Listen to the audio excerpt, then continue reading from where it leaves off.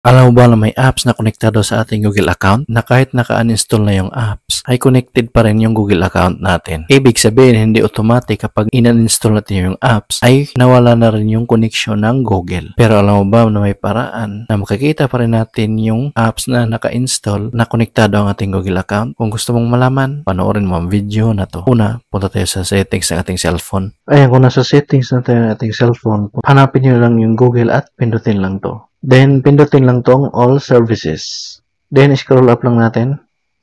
Ayan, then makikita din dito sa baba yung connected apps at pindutin lang to.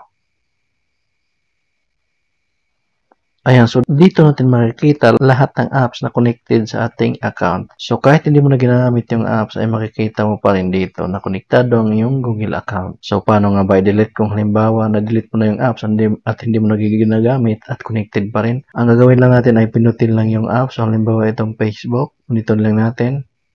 Then pinutin lang tong delete all connections that you have with Facebook. Ganun lang gagawin nyo. So, hindi ko na siya pipindutin kasi ginagamit ko sa aking Facebook account. So, ganun lang kadali.